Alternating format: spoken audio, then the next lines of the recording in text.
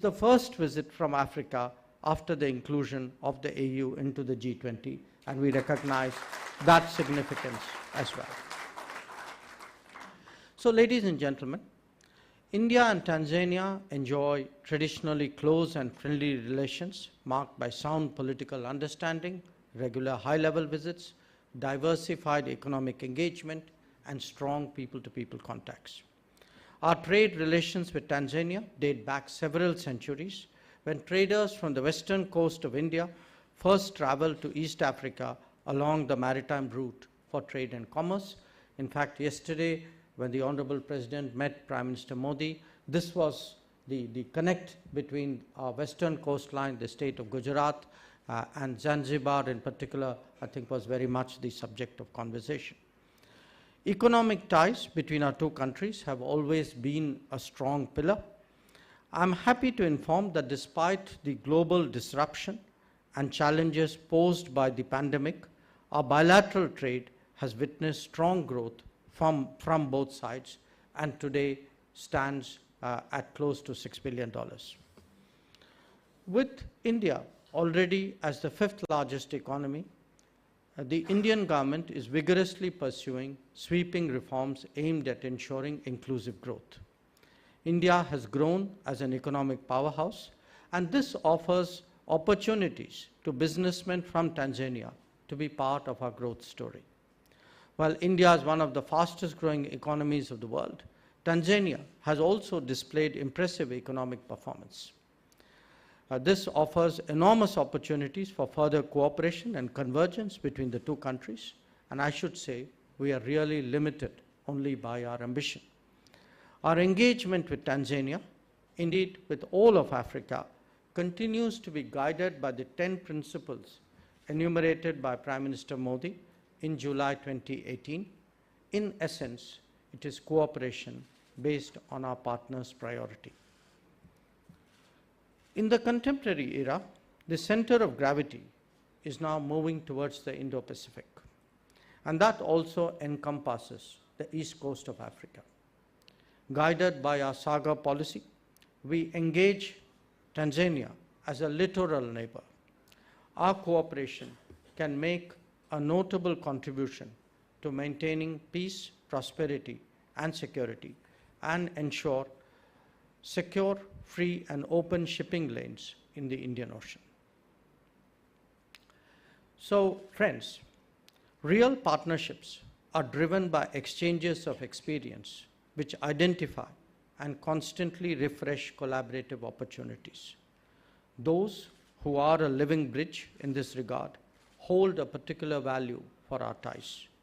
In the person of the Honorable President Samia Suluhu Hassan, we have today amidst us exactly such an inspiration. This conferment, I'm very confident, is a message that relations between our two countries will continue to further grow and prosper in the times to come. Thank you.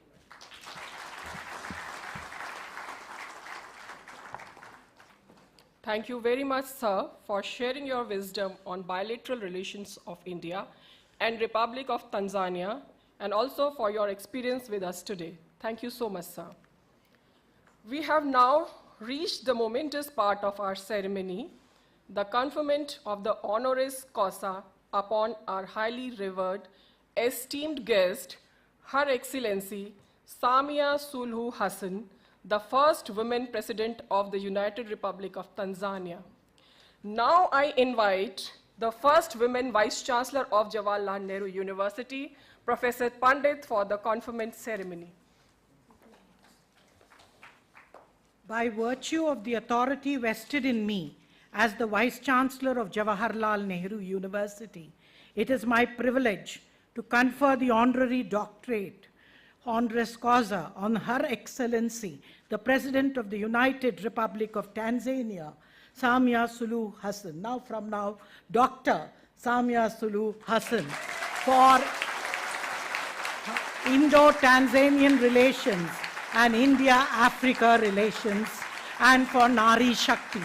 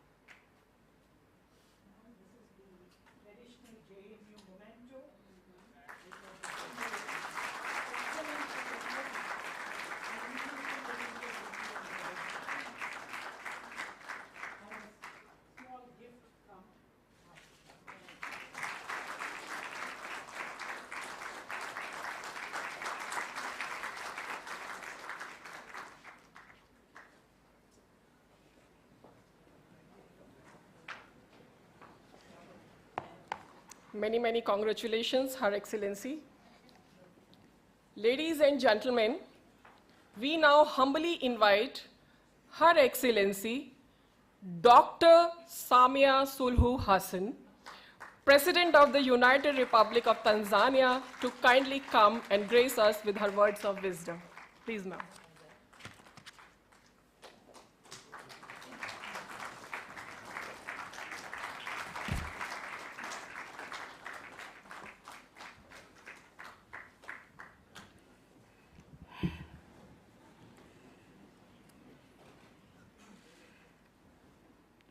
Honorable Minister of Foreign Affairs, Dr.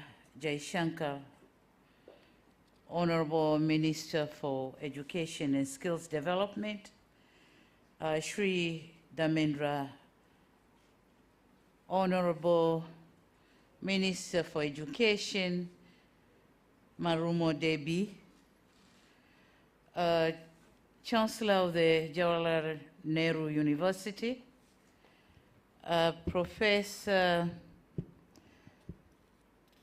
Shantishri, Vice Chancellor, senior Indian government officials here present, ministers, permanent secretaries, and other members of my delegation, faculty members, fellow alma mater and students, members of the diplomatic corps, distinguished guests, ladies and gentlemen, namaste and good morning.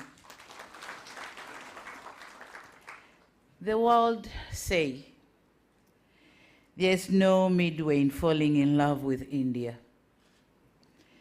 Be it an Indian song, Indian movie, or Indian cuisine. It is very difficult to resist an Indian charm, and I agree. I have experienced it when I came to India for the first time in 1998 to study at the Hyderabad National Institute of Development and Administration. The memories were still vivid, and I can attest further for the colorful reception I received during this visit as a president of my beloved country. Thank you very much, India. Colleagues, a few minutes ago, I came into this university as a visiting guest. Few minutes after, you have changed me as a family and conferred me with an honorary causa degree. I'm now standing here as a family member of the great Jawaharlal Nehru University and no more as a visiting guest. Thank you very much. Thank you very much. This is what makes India irresistible. This is what makes India incredible India, not just of the beauty of its landscape, but also the generosity and the kindness of its people. I'm humbled that my new family boasts of illustrious members, including the current Minister for External Affairs, Honorable Dr. Jaishankar, and the current Finance Minister, the Honorable Nirmal Sitaraman, who both graduated here. And I'm told even our Indian ambassador to Tanzania is a member of this university. So thank you very much. Mr. Chancellor, Right Honorable ladies and gentlemen, my heart is brimming with gratitude, and my soul is humbled by the profound recognition bestowed upon me by this great university. Receiving an honorary doctorate is an extraordinary privilege that I accept with great pride and humility. I extend my heartfelt appreciation to Jawaharlal Nehru University for deeming me worthy of honoris causa. This honorary causa degree will forever be etched in my history as the first to be awarded to me by a foreign country. Definitely, I've got one. I've got one from the University of Dar es Salaam, but this is the first one to be conferred by the foreign university. Thank you very much. Thank you for decorating and adding color to my history. Thank you for the kind words you spoke about me and the reason behind conferring me with this honor. For a moment, as the citation was being read, I paused and reminisced and appreciate the long and laborious journey I have endured, the heavy weight I have lifted, and the remarkable contribution I've made to my country so far. Rarely I do get time to breathe, unwind, and appreciate the journey, since life in the presidency gives one no time to think and reflect about oneself. You always think and reflect about the people. It has been and will always be a journey for the people, the country, and the world. Today, you gave me an opportunity to reflect. The flashback took me to my tiny coastal village at Kizimkazi in the islands of Unguja, Zanzibar, where I was born and raised. I reflected on my childhood as a girl child in a predominantly traditional African and Muslim community. A daughter born by a housewife and fathered by a teacher. Had little chance and no hope of becoming a president of Tanzania, especially given my educational journey where I studied higher education while working. Never had I dreamed of having a prefix before my name, but today I have it. Let alone dreamt of this prefix coming from a prestigious university, which is miles away from home. I become, certainly, not because I'm extraordinary, not because I'm self-made, but because I'm a product of many pair of eyes and hands which saw the potential in me, nurtured and supported me. I'm forever grateful for my late parents who saw an importance of investing in a girl child, taking me to school and supported my quest in furthering my education. To my family, who supported me throughout in my career, who tolerated my absence in their lives and allowed me to pursue further studies in a political career. And among them, my son is here, Abdul, if you can send and see.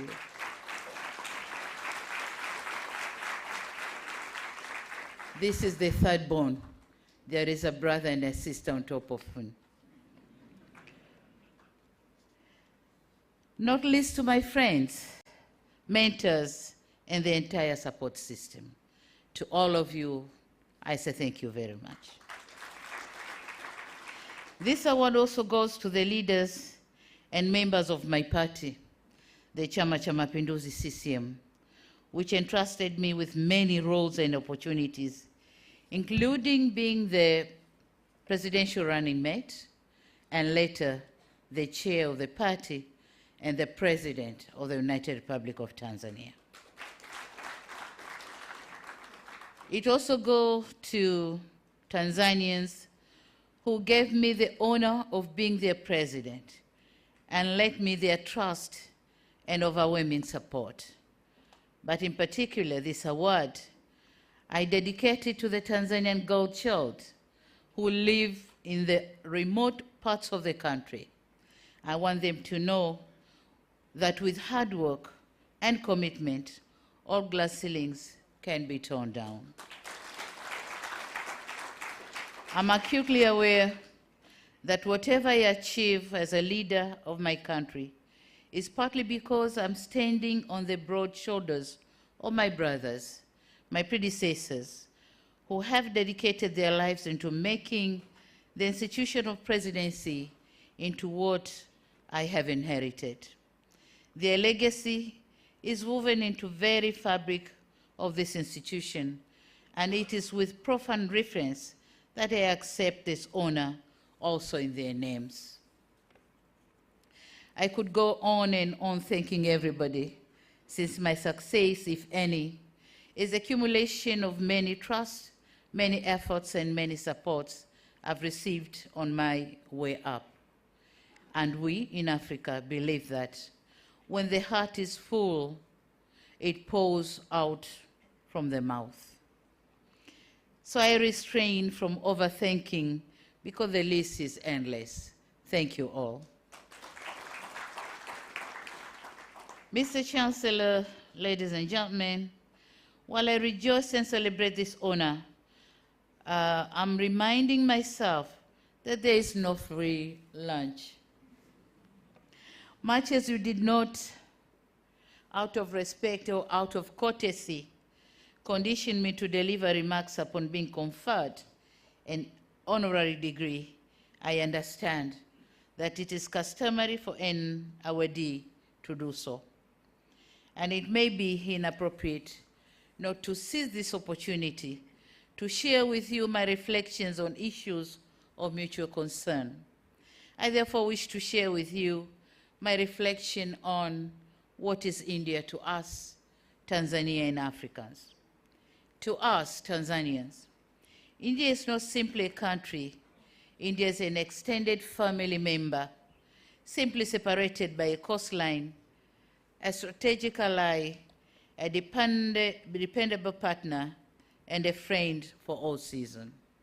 This is what we see India. India and Tanzania relations dated long before pre-independence from our colonial master, United Kingdom. The monsoon trade connected our people through the Indian Ocean. The Indian community has lived and thrived in Tanzania for decades and spanned generations. They form part of Tanzanian citizenry and contributed to our struggle for independence and national building thereafter. And so, it comes to no surprise that Indian food, which ranges between Indian rice, curries, and traditional Indian desserts, form part of our menus on our tables. Moreover, some Indian words like lucky, pesa, kalam, rang, tayar, lekin, dunia, and kismat, they are also part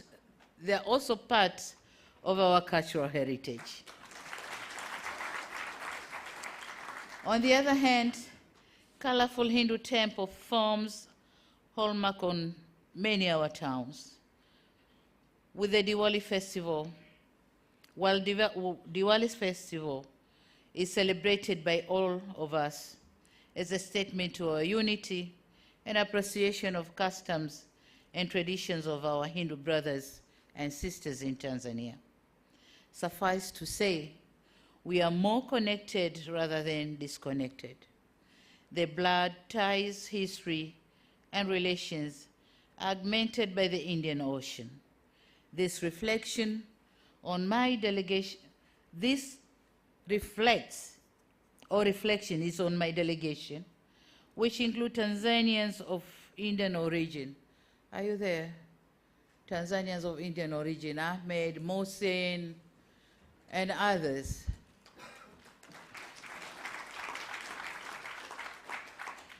They are Tanzanians, not Indians. This is what I meant when I said India is our extended family. So here are two, but we have many of them. And some of them, they haven't even traveled to India. They were born in Tanzania and they die in Tanzania. So you could see the level of the connection we have between Tanzania and India. Traces of our connectedness are also evident in trade. India is our fourth largest trading partner. In the past 5 years, our bilateral trade volume has increased from $2 billion in 2017-18 to $6.5 billion in last June of 2023. India is also top 5 investment source for Tanzania, with 631 investment projects worth $3.7 billion. These are not words. These are numbers. And we all know words speak louder, but numbers speak clearer. So this is the clear picture of our relation. Given our historic bonds and bilateral ties, there is no excuse why India is not our #1 bilateral trade partner and investment source. This is an issue that preoccupied my discussion with Her Excellency President Draupadi Murmu and Right Honorable Prime Minister Modi. In a move to give a strong accent to our resolve, we had decided to elevate our relationship into a new strategic partnership anchored in 4 pillars, and they are maritime security, defense cooperation, development cooperation, and trade and investment.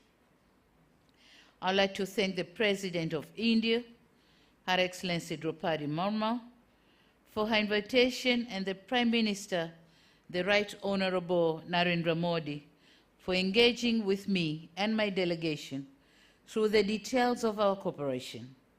At this point, allow me to thank everyone who has made my visit to India a success, with a special mention for His Excellency Biana Pradhan, Indian High Commissioner to Tanzania, whom, as I said before, happened to be an alumni of this great university. Mr. Chancellor, ladies and gentlemen, beyond familyhood and trade partnership, India is our strategic ally. India is now a powerful house.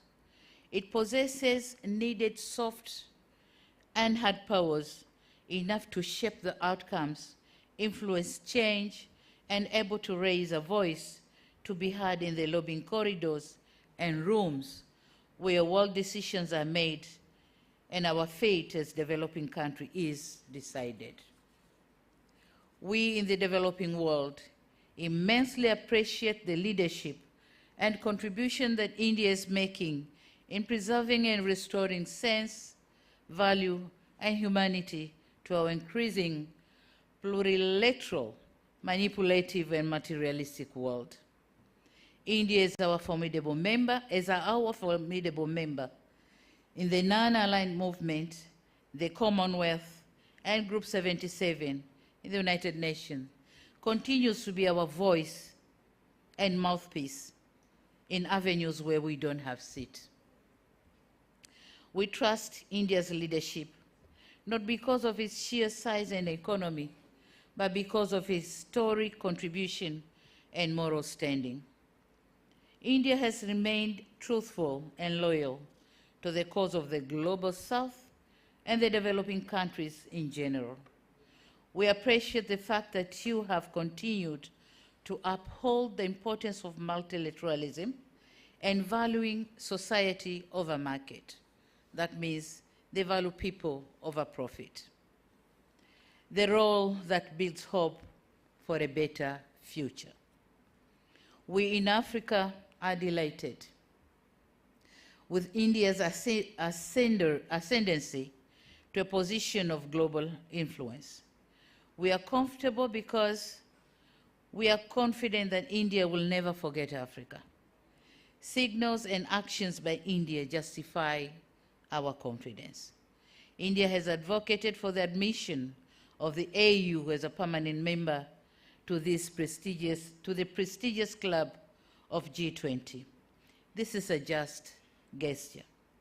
And as a first African president visiting India, and on behalf, we congratulate, on behalf of my heads of state-owned government from Africa, we congratulate and commend India for successful completion of the G20 summit and be able to advocate for Africa to be a full member. Thank you so much. Tracing back, India played an important role in the decolonization of Africa. India provided material support for the armed liberation struggle of Southern Africa. India is now our important ODA partner. India has formalized our engagement through India-Africa summits and by opening first overseas campus of the world-renowned Indian Institute of Technologies in Zanzibar. It has demonstrated desire to export success in skills and development and technologies to Africa. India cares about peace and stability in Africa, as it is the largest troop-contributing country in the United Nations peacekeeping operations, most of which are in Africa. We in Africa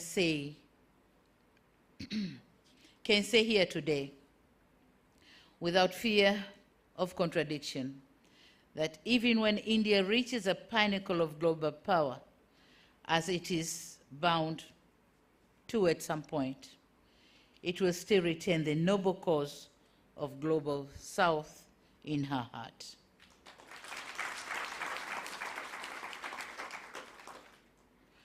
This is what, at the very least, we expect of India, that India, whenever it goes, whatever point of achievement reaches, it will still have Africa and the global South in her heart. We are living in a different era of confronting new realities and new challenges that India cannot overcome them alone, neither can Africa. Having united our efforts can increase our strength to face them and leverage our power to tackle them. Our partnership has helped us before to fight against piracy in the Indian Ocean, to help regulate and conserve our shared marine resources through the Indian Ocean Tuna Commission. We also stood up against unfair trade proposition in the WTO and pushed for the reforms in the United Nations and its Security Council. On another side, the COVID-19 pandemic exposed us to the realities of inequality. Globalization did not deliver on its promise. The champions of globalization were the first ones to close their borders. The market did not work fairly for the developing world. When it comes to vaccine and PPTs, and the narratives of leave no one behind and global public good became nothing but empty rhetoric. True colors came out and masks of the big powers fell off.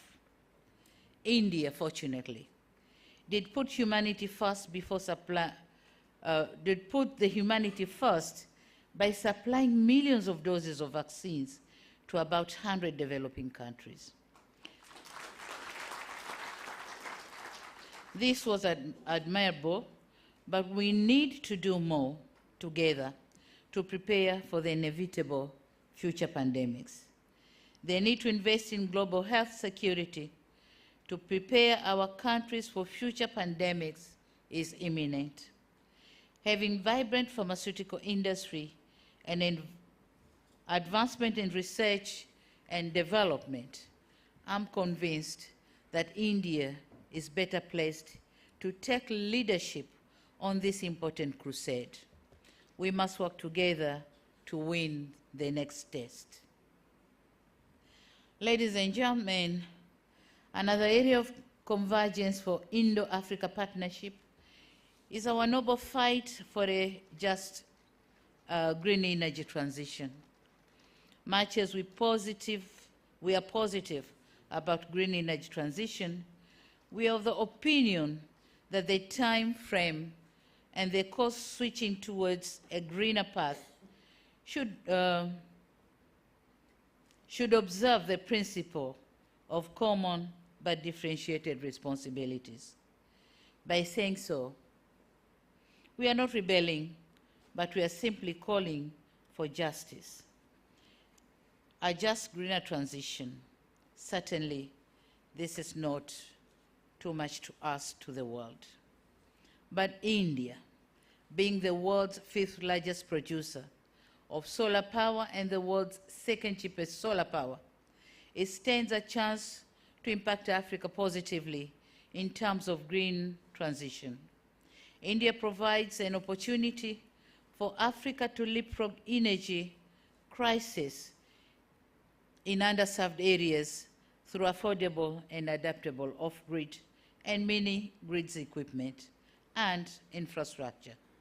Likewise, Africa offers India the scale to expand its green energy industry and lead the transition.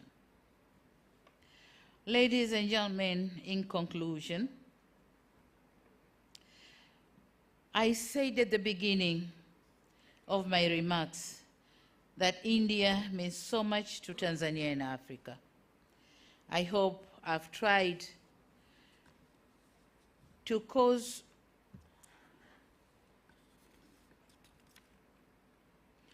in the course of my delivery to shed light on what India means to us as extended family, a strategic ally, and a reliable partner.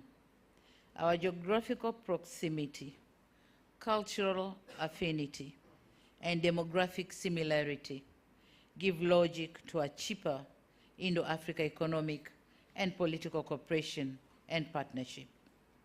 Our destiny is intertwined. Africa cannot purport to penetrate to the center of the world's economy without India. On the other side, India's leadership of the Global South in the pursuit of fair global order cannot be attained if Africa is in the periphery.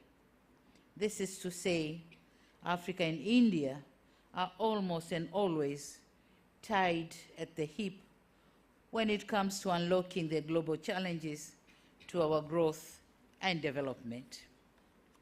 In our struggle against colonialism and our cry on fairness in the global financial architecture, the principled world economic order, India has always been a shoulder for Africa to lean on.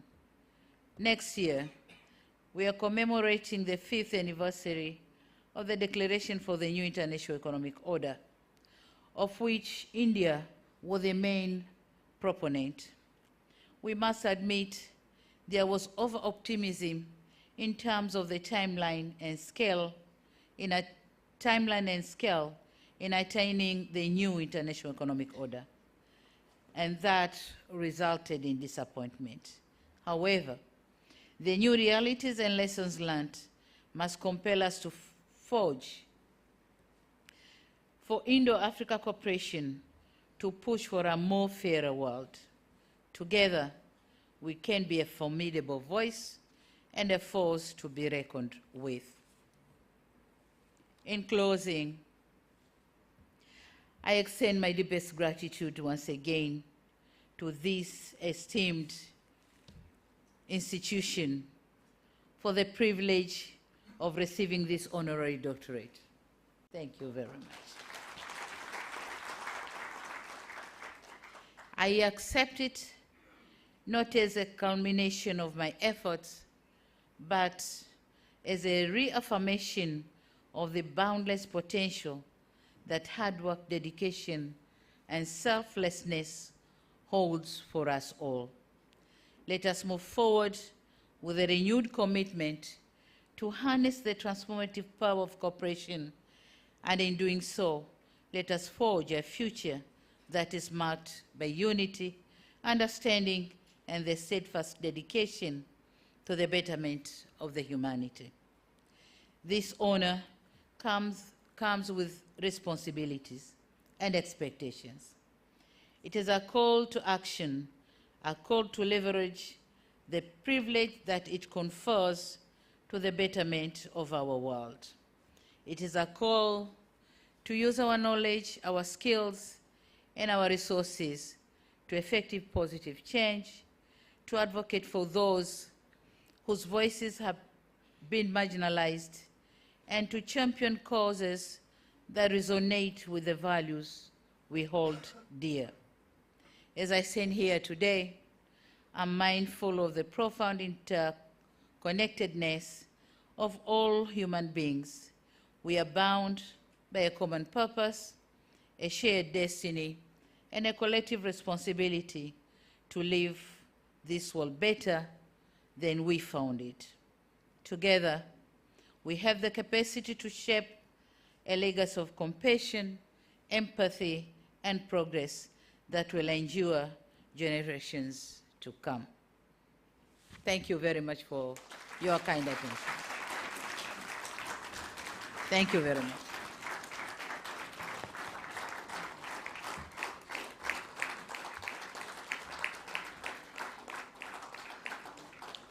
Thank you very much, Her Excellency, for sharing your love and deep connection with our beloved country, India. We wish that India's and Tanzania's bilateral relations and cooperation in all spheres will reach new heights under your dynamic leadership. Thank you once again, Madam, for your inspiring words and insight.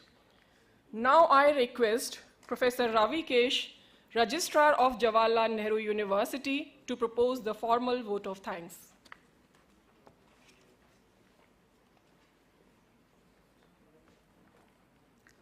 Honorable Her Excellency Dr. Samia Suluhu Hassan, President of the United Republic of Tanzania, Honorable Dr. S. Jaishankarji, Minister of External Affairs, Honorable Sri Dharmendra Pradhanji, Minister for Educational and Skill Development and Entrepreneurship, Srimati Annapurna Deviji, Honorable Minister of State, JNU Vice Chancellor Ambassador Kamal Sibbalji, JNU Vice Chancellor Professor Santisri Dhulipudi Pandit Ma'am, distinguished guests, respected colleagues and dear students, Namaste. I stand before you today with a sense of privilege as I propose vote of thanks on behalf of our university for gracing this special convocation ceremony with your kind presence. First and foremost, on behalf of JNU community, I would like to thank our chief guest, Honorable Her Excellency Dr. Samia Suluhu Hassan, for gracing today's event with her benign presence and sharing her illuminating speech. We were truly enlightened to hear her enlightening thoughts on her first visit to India as a president, along with her distinguished ministers before us. It was truly a proud moment for us to see first woman Vice Chancellor of our university felicitating a first woman President of Tanzania with the honorary doctorate in the august presence of many illuminating figures of Tanzania and India today. I would like to thank our deepest gratitude to our Honorable Dr. S. Jaishankarji, an alumnus of our premier institution, and Honorable Minister of External Affairs for your unwavering support, guidance, and leadership, under which India and Tanzania is on the right path to attaining new heights. Your vision and dedication have been the driving force behind organizing this event successfully. We are immensely grateful to our esteemed Minister for Education and Skill Development and Entrepreneurship, Sri Dharmendra Pradhanji, for your gracious presence today and enlightening us with your kind words of wisdom and encouragement. We are truly thankful to you, sir, for your constant guidance in fostering an environment of academic excellence, research, and innovation.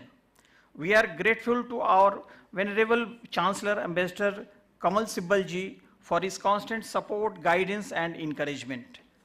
I must also thank our Vice Chancellor, Professor Santisri Dhulipudi Pandit Ma'am, for her initiative, guidance, and constant encouragement in organizing this special convocation successfully. I must thank all the dignitaries and heads of various government organizations and think tanks who have graced today's special occasion and encouraged us. We offer our sincere thanks to all the deans and chairpersons and students of JNU and other institutions for extending your active support and cooperation in making this program successful. I convey our gratitude to the officials of Ministry of External Affairs, Ministry of Education, Ministry of Skill Development and Entrepreneurship, Delhi Police, Convocation Committee of JNU, the event organizations, and all volunteers for providing much needed logistic support, venue, and human resources, whose countless hours of planning and coordination have made this event a success. Last but not the least, a special thanks to all the students who have joined us today in online mode and offline mode to witness this special event. Once again, thank you all for being part of this momentous occasion. Thank you.